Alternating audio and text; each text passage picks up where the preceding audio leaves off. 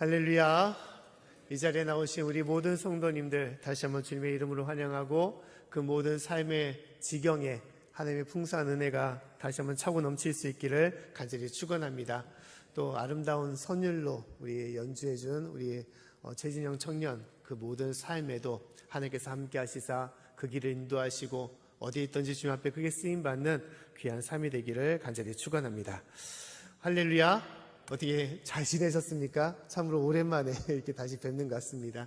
4주가 돼서 이제 한 달쯤 돼서 다시 한번 대면 예배로 이게 전환이 되었는데, 저는 예상하기에 보통 이게 비대면 예배로 전환되면 2달 정도 있다가 이렇게 풀리는 경우들이 이제 지난해에 많이 있었습니다. 그래서 한 9월 중순이나 아니면 추석이 지난 후에 되지 않을까라고 생각했는데, 하나님의 은혜로 또 이렇게 빨리 한 달밖에 안 됐는데 이렇게 대면 예배로 전환케 했습니다.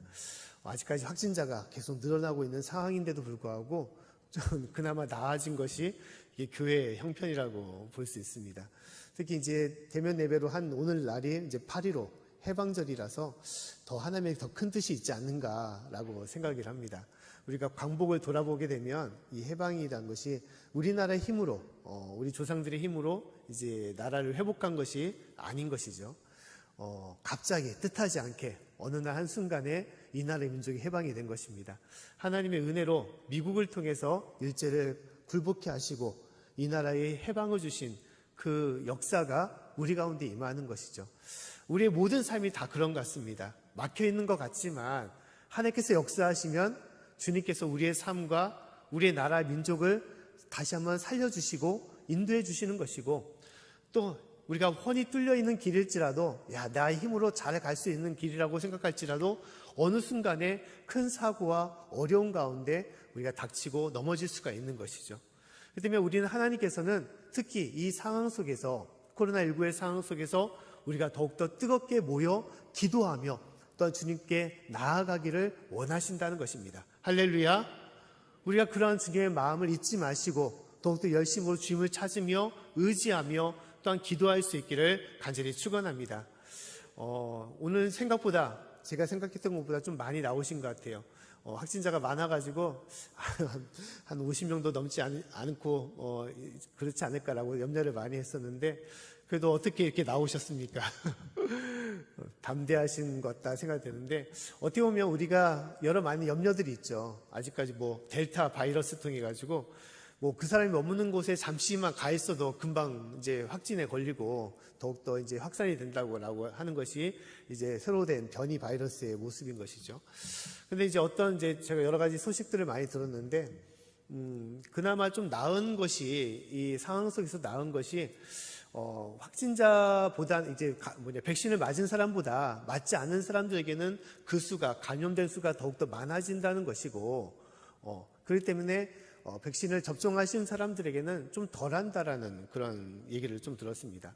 또 어떤 이제 전문가가 말하기를, 이제 백신이라는 것은 독감과 같다, 독감 예방주사와 같다라고 그렇게 얘기를 하더라고요. 독감 예방주사를 맞아도 독감에 걸릴 확률은 있다는 것이죠. 걸릴 확률이 있는 것처럼 이게 돌파 그런 감염이 이루어질 수 있는 것이고, 대신에 독감 주사를 맞으면 걸려도 심하게 걸리지 않고 가볍게 넘어가는 경우들이 많기 때문에 백신에 맞는 효과는 반드시 있다 라면서 백신의 보급률을 빨리 넓혀야 되는 것이고, 그렇게 되면 조금씩 이제 바이러스의 그런 세력들이 약해질 수밖에 없다라고 그렇게 얘기를 하고 있습니다. 어느 정도 이렇게 감안을 하고 넘어갈 수 있는 상황 가운데 있음을 얘기하고 있는 것이죠. 여러 가지 그 말이 믿는지 안 믿는지는 잘 모르겠지만, 그러나 우리 확실한 것은 삶의 모든 것이 막혀있고 깜깜한 가운데서도 우리의 참 소망은 무엇이냐, 희망은 하나님이심을 우리가 잊지 말아야 되는 것입니다. 사람의 행할 수 있는 여러 방안과 또 노력과 여러 가지 모습들은 우리가 행해야 되지만, 우리가 온전하게 믿고 우리가 붙잡아야 될 분은 하나님이심을 우리가 깨달아야 되는 것입니다. 할렐루야. 더욱더 우리가 이 모든 상황 속에서 주님께 맡기고 또한 주님을 의지하며 기도와 말씀과 찬양으로 이 모든 것을 이겨나갈 수 있는 저와 여러분의 삶이 되기를 간절히 축원합니다.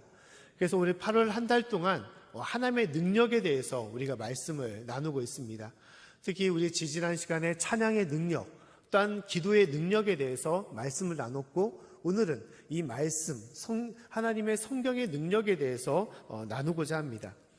우리가 살아가면서 어려울 때일수록 나의 힘, 나의 능력은 내려놓고 어떻게 해야 되냐? 하나님의 능력으로 우리가 살아가야 되는 것이죠. 그래서 오늘은 이 말씀의 능력을 한번 같이 나눠보고자 합니다. 이 성경이라는 것은 무엇입니까? 이 성경은 총 66권으로 이제 만들어진 말씀이라고 볼 수 있습니다. 신약의 27권과 이제 구약의 39권으로 이제 된 말씀인 것이죠. 근데 여러 많은 책들이 있는데 이 성경이 여러 많은 책과 구별되는 것은 무엇이냐? 하나님의 말씀이 기록되어 있다는 것이죠. 오직 하나님의 말씀이 기록되어 있는 책은 이 성경밖에 없다는 것입니다. 특히 하나님의 말씀이 기록되어 있다는 것은 무엇을 뜻하는 것이냐? 그것은 하나님의 뜻, 하나님의 마음과 지혜가 이 성경을 통하여 우리에게 전해지는 것을 얘기하고 있다는 것이죠. 하나님은 진실로 우리에게 하나님의 말씀을 통하여 우리에게 드러내시고 우리를 증거하고 계시는 것입니다. 세상에 많은 책들이 있는데 그 모든 책은 사람의 생각과 사람의 경험에 따라서 지어진 책인 것입니다. 또 사람이 그 모든 것을 증거를 모아서 밝혀낸 것들이 책이라고 할 수 있는 것이죠. 하지만 성경은 사람의 경험으로 이 모든 것을 기록한 것이 아니라 하나님께서 하나님의 영감으로써 이 성경을 기록하게 하신 것이고, 그래서 하나님의 역사와 증거가 이 성경을 통하여 우리에게 밝히 드러나게 하신 것입니다. 그 때문에 성경은 계시된 책인 것입니다. 오직 성경을 통해서만이 하나님의 뜻을 알 수가 있는 것이고, 하나님의 역사와 하나님의 능력을 우리가 보고 느낄 수가 있는 것입니다. 그 때문에 하나님은 끊임없이 우리에게 무엇을 말씀하시냐? 이 성경을 읽고 듣고 묵상하며 마음에 새기라라고 얘기하고 있습니다. 단순하게 듣고 읽는 것으로 끝나는 것이 아니라 마음에 새겨질 정도로 내 영혼이 하나님의 말씀판에 새겨져서 이 말씀의 능력 가운데 살아가라고 우리에게 얘기하고 있는 것입니다. 할렐루야. 사랑하는 성도 여러분, 우리가 살아가면서 이 말씀을 읽고 듣고 우리 마음에 새기는 것에 게으리하지 마시고 우리가 힘을 다하여 이 말씀을 내 마음판에 새기며 살아갈 수 있기를 간절히 축원합니다. 특히 성경은 계시된 말씀임을 통하여 우리에게 참된 길, 진리의 길, 생명의 길로 인도하시는 말씀임을 얘기하고 있습니다. 시편 119편 말씀에도 주님의 말씀은 내 발의 등이요 내 길의 빛이니이다 라고 말씀하고 있습니다. 내 인생에 있어서 나를 밝히 드러낼 수 있는 등과 빛이 되는 것은 무엇이냐? 오직 성경의 말씀임을 얘기하고 있습니다. 세상에 여러 많은 진리와 지식이 있을지라도 그러나 내 인생을 바른 길로 생명의 길로 이끌어가는 것은 오직 하나님의 말씀밖에 없음임을 우리에게 얘기하고 있는 것이죠. 때문에 사랑하는 성도 여러분, 이 말씀의 귀한 것을 우리가 잊지 마시고 우리 항상 말씀을 새기며 우리가 살아갈 수 있기를 간절히 바라겠습니다. 그래서 오늘 말씀을 통하여 구체적인 우리에게 주시는 성경의 능력, 이 말씀의 능력을 우리가 나누고 그 말씀을 더욱더 붙잡고 나아가기를 바라겠습니다. 특히 첫 번째로 오늘 말씀을 통하여 하나님은 성경을 통하여 우리에게 무슨 능력을 주시냐? 우리에게 생명의 능력, 구원의 능력을 주신다라고 말씀을 하고 있습니다. 우리 15절 말씀을 다시 한번 같이 읽어보도록 하겠습니다. 자, 시작. 또 어려서부터 성경을 알았나니 성경은 능히 너로 하여금 그리스도 예수 안에 있는 믿음으로 말미암아 구원에 이르는 지혜가 있게 하느니라. 아멘. 자, 오늘 15절의 말씀에 하나님 뭐라고 말씀하고 있습니까? 성경에는 무엇이 있다는 것입니까? 구원에 이르는 지혜가 있다라고 말씀을 하고 있습니다. 다른 많은 책이 있지만 그러나 성경만이 갖고 있는 유일한 것은 무엇이냐? 구원의 말씀이 이곳에 있다는 것입니다. 구원의 말씀과 구원에 이르는 길이 이 성경에 있기 때문에 이 성경을 읽고 듣고 내 마음에 새겨야 된다고 주님께서는 얘기하고 있는 것입니다. 우리가 살아가면서 살아갈 때 필요한 것들이 많이 있죠. 먹어야 되는 거, 또 입어야 되는 거, 또 우리가 즐기며 머물며 누려야 되는 것들이 많이 있습니다. 그러나 살아가는 데 있어서 가장 중요한 것은 무엇이냐? 사는 것입니다. 사는 거라고 하니까 당연한 거 아니냐라고 생각하지만 육체적으로 사는 것에 끝나는 것이 아니라 더 중요한 것은 내 영혼이 사는 것, 죽음 이후에도 내 영혼이 살아가는 것, 영원한 천국과 영원한 생명에 이르는 것을 우리가 누려야 되고 이루어야 되는 것입니다. 이것이 가장 중요한 것이죠. 이 땅에서 아무리 잘 살아도 죽음 이후에 영원한 생명이 있는 것이 아니라 영원한 사망과 영원한 심판이 있다면 그 인생은 불행한 인생이 될 수밖에 없는 것입니다. 예수님의 말씀 속에서도 어리석은 부자에 관한 말씀을 하셨습니다. 그 부자가 큰 농사를 짓고 풍족하게 풍년을 들었지만, 그리고 그에게 많은 소출이 임했지만 그러나 그가 기뻐할 때 하나님을 외면했습니다. 그리고 그래서 하나님은 그 영혼을 어떻게 했습니까? 한순간에 걷어들이신 것이죠. 죽음을 맞이하게 되었습니다. 그러자 그 부자는 어떻게 된 것입니까? 그가 이 땅에 남겨둔 모든 것은 그에겐 아무 소용이 없었던 것이죠. 쓸모가 없었던 것입니다. 우리 인생도 마찬가지입니다. 우리 인생에 이 땅에서 잘 먹고 잘 사는 거, 잘 누리는 것은 중요하지만 더 중요한 것은 무엇이라는 것입니까? 죽음 이후에 영원한 생명으로 가야 된다는 것, 영원한 구원과 천국으로 가야 된다는 것, 이것이 가장 귀한 것임을 말씀하는 것입니다. 그런데 성경에는 무엇이 있다는 것입니까? 그 구원의 길, 구원을 이룰 수 있는 그 말씀과 그 뜻이 이 성경 말씀에 있음을 얘기하고 있다는 것입니다. 요한복음 17장 3절 말씀 보면 구원에 관해서 다음같이 말씀을 하고 있죠. 우리 말씀을 같이 한번 읽어보겠습니다. 자, 시작. 영생은 곧 유일하신 참 하나님과 그 보내신 자 예수 그리스도를 아는 것이니이다. 아멘. 영생은 무엇이라는 것입니까? 영원한 삶을 산다는 것, 그것은 유일한 참 하나님과 그를 보내신 예수 그리스도, 그 아들 예수님을 아는 것에 있다라고 말씀하고 있습니다. 그렇기 때문에 하나님은 성경을 통하여 하나님을 알고 예수 그리스도를 알아라라고 말씀하고 있어요. 바로 알아야만이 우리가 참된 길로 나아갈 수가 있다는 것이죠. 우리가 잘 알고 있는 요한복음 3장 16절과 17절 말씀에도 구원에 대해서 다음같이 말씀을 하고 있습니다. 우리 말씀을 같이 한번 읽어보겠습니다. 자, 시작. 하나님이 세상을 이처럼 사랑하사 독생자를 주셨으니 이는 저를 믿는 자마다 멸망치 않고 영생을 얻게 하려 하심이니라. 하나님이 그 아들을 세상에 보내신 것은 세상을 심판하려 하심이 아니요 저로 말미암아 세상이 구원을 받게 하려 하심이니라. 아멘. 하나님은 이 성경을 통하여 우리에게 구원을 주시겠다라고 말씀을 하고 있는 것이죠. 그 구원을 얻을 수 있는 길로 하나님을 알고 예수 그리스도를 알라라고 말씀하고 있습니다. 이 성경은 바로 구원에 이르는 길임을 얘기하고 있습니다. 우리가 66권의 성경을 우리가 볼 수가 있지만 이 구약과 신약도 다 하나님의 이 구원에 대해서 기록된 책인 것입니다. 구약은 하나님의 구원에 대해서 말씀을 하고 있습니다. 창세기부터 이 말라기까지 하나님께서는 구구절절 구원에 대해서 얘기를 하고 있어요. 창세기는 무엇입니까? 칠흑과 같은 이 암흑의 땅에 하늘의 빛을 보내주시고 그 가운데 모든 만물을 허락하여 주시고 인류를 창조하신 하나님의 구원을 보여주신 것이죠. 그 이후에서도 노아의 방주나 이스라엘의 출애굽기나 또한 각 사람의 구원을 통하여 하나님은 궁극적으로 우리 인류를, 저와 여러분을 어떻게 구원하실 것인지를 말씀하고 있다는 것입니다. 그 인물들과 그 이야기, 스토리를 통하여 우리는 하나님의 구원의 그 모든 것들을 우리가 알 수가 있는 것이죠. 신약은 무엇입니까? 신약의 사복음서는 바로 예수님에 대해서 말씀하고 있습니다. 오직 하나님께서 우리를 위하여 이 땅에 보내신 유일한 구원자 예수님을 말씀하는 것이죠. 예수님이 우리를 위하여 육신으로 이 땅에 오시고 우리를 대신하여 십자가에 달려 죽으시고 그 예수님의 믿음을 통하여 우리의 모든 죄가 용서를 받고 우리 모든 죄에서 우리가 구원을 받는 하나님의 놀라운 은혜와 그 약속을 우리가 경험하게 되는 것입니다. 사도행전 이후에도 지금까지 이 성령을 통하여 우리 가운데 역사하시는 하나님의 위대한 계획과 그 구원의 역사를 하나님께서는 증거하시며 역사하고 있는 것입니다. 그 때문에 성경은 무엇입니까? 하나님의 구원을 얘기하고 있다는 것입니다. 할렐루야. 지금 이 순간에도 하나님은 저와 여러분을 구원하기를 원하시는 것이고 이 땅을 통하여 하나님의 영원한 천국과 하나님의 영원한 집으로 우리를 초대하며 우리를 불러 세워주시기를 원하신 것입니다.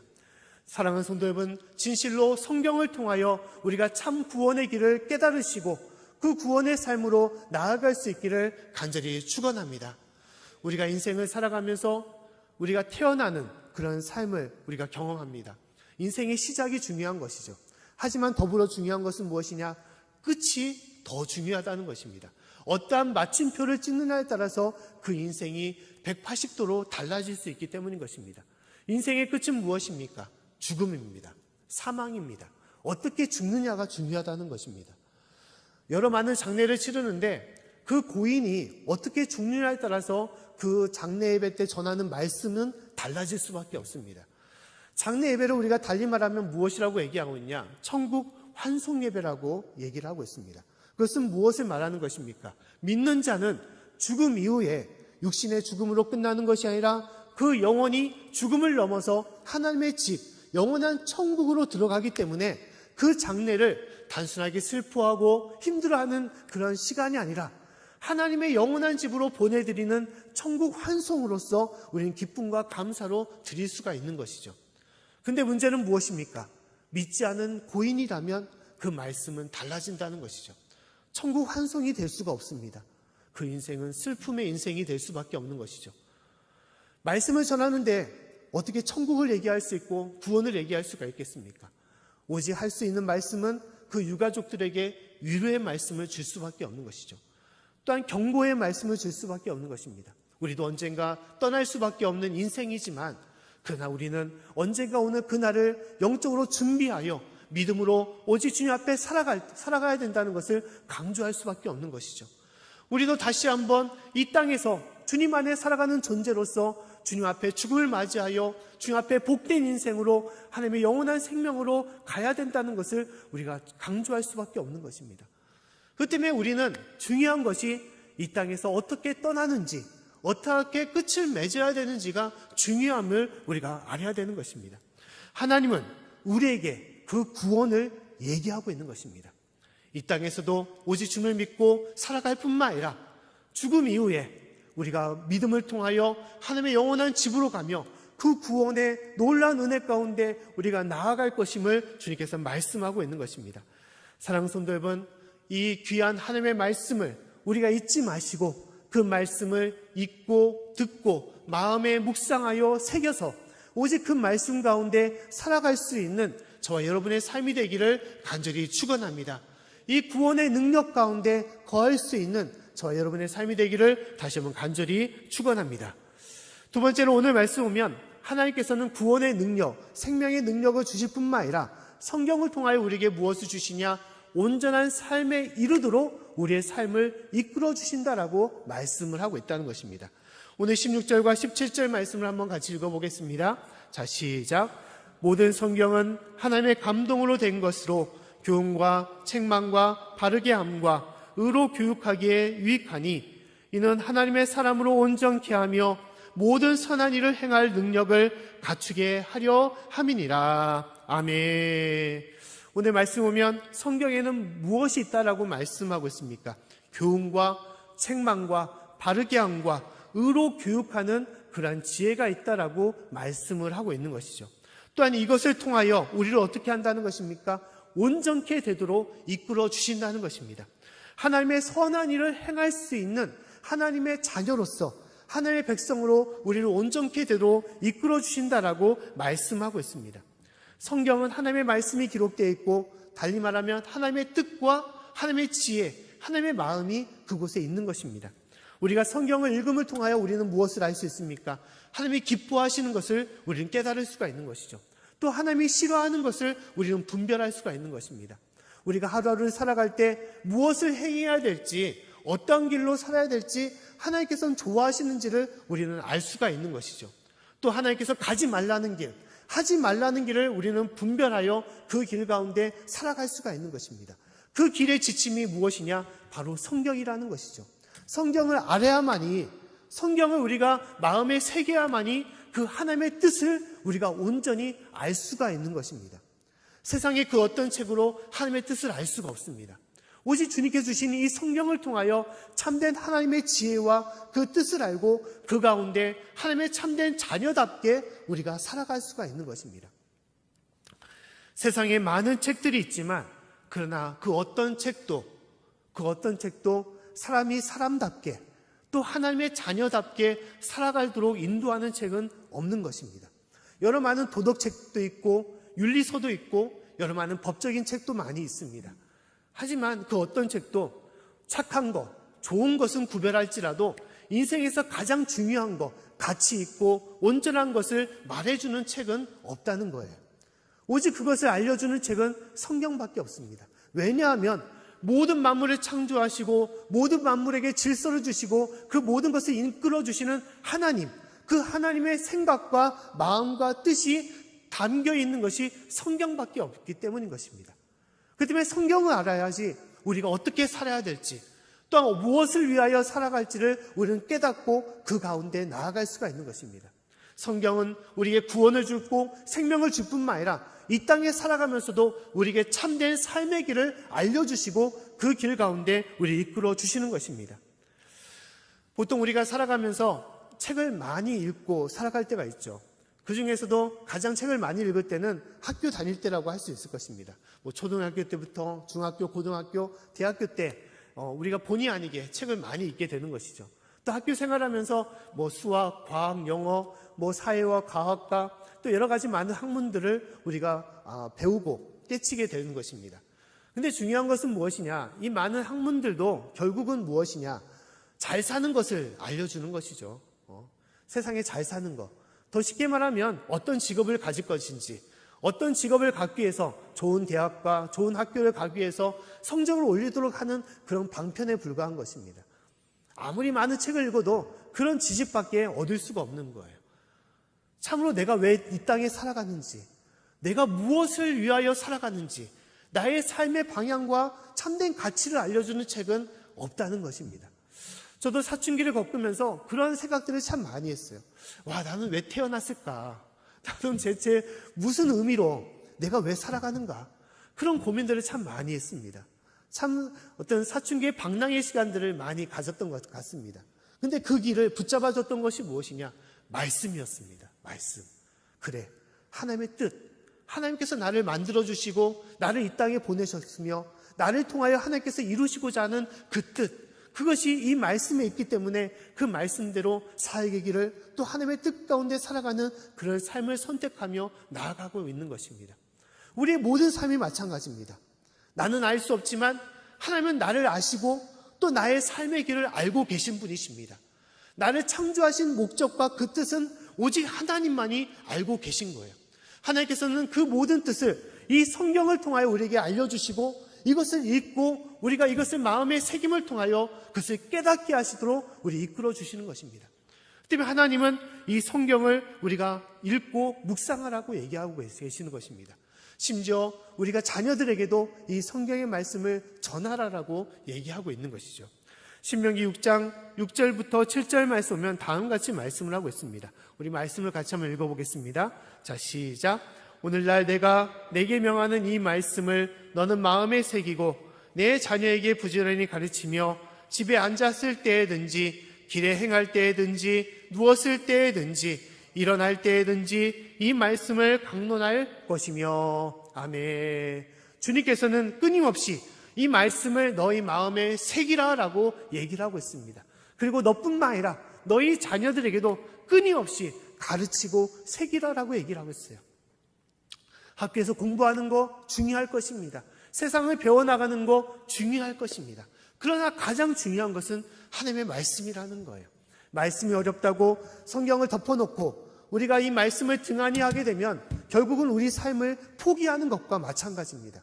학교의 지식이 중요하다고 학교에서 학원에서 열심히 가르치고 말씀을 등한히 하게 되면 결국은 자녀를 포기하는 것과 마찬가지인 것입니다. 하나님은 이 말씀을 통하여 우리의 삶을 바르게 인도하기를 원하는 것이고 우리의 삶과 자녀들까지 하나님 앞에 온전한 삶으로 우리 이끌어 주시기를 원하시는 것입니다. 사랑하는 성도 여러분, 이 말씀의 중요성, 이 말씀의 능력을 우리가 잊지 마시고 이 말씀을 우리가 온전히 품고 살아갈 수 있기를 간절히 축원합니다. 특히 이 말씀이 우리 삶을 온전케 하는 것은 무엇이냐? 이 말씀이 살아있기 때문인 것입니다. 할렐루야. 이 말씀이 지금도 역사하기 때문인 것입니다. 히브리서 4장 12절을 말씀 보면 다음같이 말씀을 하고 있어요. 우리 말씀을 같이 한번 읽어보겠습니다. 자, 시작. 하나님의 말씀은 살았고 운동력이 있어 좌우의 어떤 날선 어떤 검보다도 예리하여 혼과 영과 및 관절과 골수를 찔러 쪼개기까지 하며 또 마음과 생각과 뜻을 감찰하나니. 아멘. 하나님의 말씀은 살아 역사하신다는 거예요. 지금 이 순간에도 말씀을 읽는 자를 통하여, 말씀을 마음에 새기는 자를 통하여 그 말씀이 우리의 삶과 영혼을 흔들어 놓고 그 말씀을 통하여 우리를 이끌어 가신다라고 얘기하고 있다는 것입니다. 하나님의 그 역사하심이 지금도 임한다라고 얘기를 하고 있다는 거예요. 하나님의 말씀은 한 영혼을 변화시켜 주는 것입니다. 한 영혼을 바꿔주는 거예요. 우리가 사람을 바꿔주는 거 너무너무 어렵습니다. 심지어 내 자신을 내가 바꾸겠다, 내 성격과 내 삶의 모든 것들을 내가 바꿔서 새롭게 변화되겠다, 말은 쉽지만 쉽지 않습니다. 너무너무 어렵습니다. 다짐을 하고 노력을 해도 쉽게 변화되지 않은 것이 사람의 모습인 거예요. 하지만 변화시키는 것은 무엇이냐? 하나님의 말씀이라는 것입니다. 이 말씀을 우리가 온전하게 내 마음에 새길 때 이 말씀이 어느 순간 나를 이끌어서 나를 참된 모습으로, 참된 길로 이끌어 주시고 온전한 길로 설 수 있도록 인도해 주시는 것입니다. 그 모든 것을 바꿔주시는 것이 이 하나님의 살아 역사하시는 능력임을 얘기하고 있는 것입니다. 성경에는 여러 많은 인물들이 나옵니다. 그 모든 인물들이 그 온전한 사람으로 설 수 있었던 것은 무엇이냐? 하나님의 말씀이 있었기 때문인 것입니다. 아브라함이 아브라함다워질 수 있었던 것은, 요셉이 그 감옥에서도 요셉다워질 수 있었던 것은, 다윗과 사무엘이 그 하나님의 사람으로 바로 설 수 있었던 것은 무엇이냐? 말씀이 있었기 때문인 것입니다. 하나님은 지금도 우리가 하나님의 사람답게 세워질 수 있도록 우리를 말씀을 통하여 인도하기를 원하신다는 거예요. 세상에는 여러 많은 위대한 사람들이 있죠. 미국에서도 위대한 대통령으로 손꼽히는 사람이 에브리엄 링컨이었습니다. 그런데 링컨이 자신의 여러 간증하는 말 중에는 다음 같은 말이 있어요. 취임식에서 그가 취임식을 선포하는데 자신의 성경책을 가지고 나왔습니다. 그리고 다음같이 말하기를, 이 낡은 성경책은 바로 어머니께서 저에게 물려주신 가장 값진 유산입니다. 저는 이 성경책으로 말미암아 대통령이 되어 여기에 서 있게 되었습니다. 저는 이 성경의 말씀대로 이 나라를 통치할 것을 약속드립니다 라고 그가 고백했다는 것입니다. 성경이 있었기 때문에 에브리엄 링컨이 있었던 것이고, 그가 하나님 앞에 쓰임받는 대통령의 자리에 설 수가 있었던 것이고, 그 말씀을 통하여 미국을 그 남북전쟁의 어려운 상황 속에서도 그 민족을 이끌어주시고 변화를 시켜줬다는 거예요. 하나님의 말씀의 역사는 이와 같은 것입니다. 사람을 바꿔주고 한 나라를 바꿔주는 것이 이 하나님의 말씀이라는 것이에요. 미국의 대통령 중에서도 워싱턴과 제퍼슨이라는 사람들이 있습니다. 이 사람들이 얘기하기를 다음 같은 얘기를 남겼어요. 조지 워싱턴은 성경이 아니면 세계를 다스릴 수 없다라고 그가 고백을 하고 있습니다. 토마스 제퍼슨이 얘기하기를 미국은 성경을 반석으로 삼아 서 있는 나라라고 얘기를 하고 있습니다. 이것이 하나님의 말씀의 능력이라는 것입니다. 나라를 변화시켜 주시는 것. 심지어 유럽에 있는 많은 나라들도 이 말씀의 토대 가운데 세워진 나라인 것입니다. 그들은 봉건사회, 왕권 중심 사회를 이루었지만 그 말씀을 통하여 민주주의 사회로 거듭날 수 있는 그 은혜를 이뤘던 것입니다. 우리나라도 마찬가지예요. 우리도 채 100년 좀 넘은 나라에 우리나라가 많이 바뀌었습니다. 이전에는 조선 왕족 시대 속에서, 또한 여러 가지 신분제 사회 속에서 지냈던 이 나라였습니다. 일제 치하에 30년의 시간을 보냈던 것이고, 6.25 전쟁의 많은 아픔과 여러 가지 가난하고 힘든 시기 가운데 있었습니다. 그러나 하나님께서는 우리나라를 사랑하시사 여러 많은 선교사님을 통하여 이 땅에 복음을 허락하여 주신 것입니다. 말씀을 심어주시고 성경이 이 땅에 들어오게 되어서 믿는 성도와 교회를 세워주신 것입니다.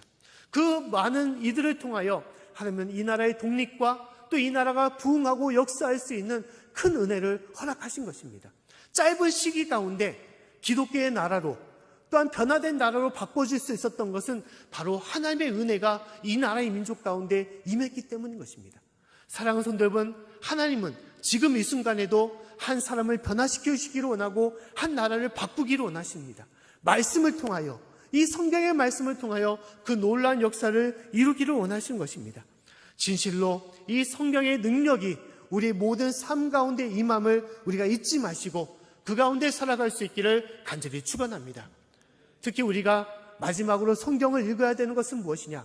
우리를 온전케 하고 우리의 구원과 생명의 능력을 줄 뿐만 아니라 이 성경은 무엇이냐? 하나님의 러브레터, 사랑의 편지이기 때문에 읽어야 된다는 것입니다. 성경은 처음부터 끝까지, 창세기부터 요한계시록까지 무엇을 말하냐? 결국은 하나님의 사랑을 말합니다. 내가 너를 사랑한다. 내가 너를 사랑한다. 내가 너를 사랑한다. 그 말씀이 이 성경에 있는 것입니다. 하나님께서는 여러 삶의 모습을 통하여 우리를 사랑한다고 얘기를 하고 있어요. 요새 새벽 예배 창세기의 말씀을 이제 나누고 있습니다. 근데 창세기를 제가 읽어보면서 많이 깨닫는 것이, 진짜 하나님은 나를 사랑하고 있구나. 진실로 하나님은 우리를 사랑하고 있구나. 우리 인간을 사랑하시사 하나님께서 우리를 이 땅에 보내셨구나라는 것을 깨닫게 하고 있는 것입니다. 창세기는 6일 만에 하나님의 놀라운 창조 기록을 하고 있습니다. 모든 만물을 창조하신 그 모든 것들을 드러내고 계신 것이죠. 근데 그 가운데 초점은 무엇이냐? 그 모든 창조의 끝은 인간을 향해 있다는 거예요. 모든 만물을 만드시고 그 가운데 인류를 만드시고 모든 것을 다 맡겨주신 것입니다. 하나님의 형상대로 우리를 하나님의 자녀로서 이 땅에 보내시고 진실로 하나님의 아름다운 에덴 동산과 그 축복을 주신 것이 이 창세기의 말씀인 거예요. 요한계시록도 마찬가지죠. 그냥 재앙과 심판을 말씀하신 것이 아니라 항상 내가 너와 함께 할 것이다 라는 그 말씀으로 이 요한계시록을 끝맺히고 있는 것입니다. 하나님은 여러 성경의 말씀을 통하여 그 사랑을 얘기하고 있습니다. 보통 우리 예전에 러브레터를 쓴 적이 있지 않습니까? 저도 이제 아내에게 이제 사랑의 편지를 쓴 기억이 있는데, 편지를 쓰게 되면 진짜 마음을 다해서 당신을 사랑합니다, 보고 싶습니다, 함께하고 싶습니다 라는 그런 내용들을 구구절절하게 적어놓지 않습니까? 근데 이 성경이 그와 같은 거예요. 성경은 어느 절이나 어느 장을 보나 결국은 하나님은 나를 사랑하시고 내가 어떠한 죄와 어떠한 허물 가운데 있을지라도 나를 버리시거나 나를 외면하지 아니하시고 끝까지 돌아올 때까지 나를 기다리시고 사랑하자라고 말씀하고 있어요. 내가 지금도 성령을 통하여 너와 함께하고 너의 모든 것을 인도하기를 원한다라고 말씀하고 있는 것입니다. 사랑하는 성도 여러분, 이 하나님의 사랑을 우리가 잊지 말고 그 가운데 살아갈 수 있기를 간절히 축원합니다. 이 말씀을 온전히 깨달아서 그 사랑의 하나님의 은혜를 우리가 온전히 알고 살아가기를 간절히 축원합니다. 요한일서 4장 9절과 10절 말씀에는 그 궁극적인 하나님의 사랑을 다음과 같이 말씀하고 있습니다. 우리 말씀을 같이 한번 읽어보겠습니다. 자, 시작. 하나님의 사랑이 우리에게 이렇게 나타난 바 되었으니 하나님이 자기의 독생자를 세상에 보내심은 저로 말미암아 우리를 살리려 하심이니라. 사랑은 여기 있으니 우리가 하나님을 사랑한 것이 아니요 오직 하나님이 우리를 사랑하사 우리 죄를 위하여 화목제로 그 아들을 보내셨음이니라. 아멘. 사랑하는 성도 여러분, 하나님은 이 성경을 통하여 우리를 사랑한다라고 말씀하고 있습니다. 특히 독생자 예수 그리스도를 통하여 우리가 하나님께서 우리를 어떻게 사랑한지를 구체적으로 말씀하시고 우리 가운데 나타내 주신 것입니다. 진실로 우리가 힘들고 어려운 삶 가운데서도 이 말씀이 나의 능력이 되시고 나의 구원과 생명이 되시고 또한 나를 사랑하시는 하나님의 사랑이 된다는 것을 잊지 마시고 그 말씀을 마음에 새기며 살아갈 수 있기를 간절히 축원합니다. 우리가 이 코로나 상황 속에서 성경 공부다 또 여러 가지로 할 수 있는 것들이 다 막혀 있는 가운데 있습니다. 그러나 오직 할 수 있는 것은 뭐냐? 각자의 삶 속에서 이 말씀을 마음에 새겨야 되는 것입니다. 하루하루 성경을 읽고 또한 성경의 말씀을 깨닫고 그 가운데 그 말씀을 붙잡고 살아갈 때 진실로 하나님은 우리의 길을 열어주시고 그 가운데 놀라운 치유의 능력, 회복의 능력, 하나님의 굳건한 능력을 우리에게 허락하시는 것입니다. 주님을 온전히 붙잡고 이 말씀 가운데 거하는 저와 여러분의 삶이 되기를 다시 한번 간절히 축원합니다.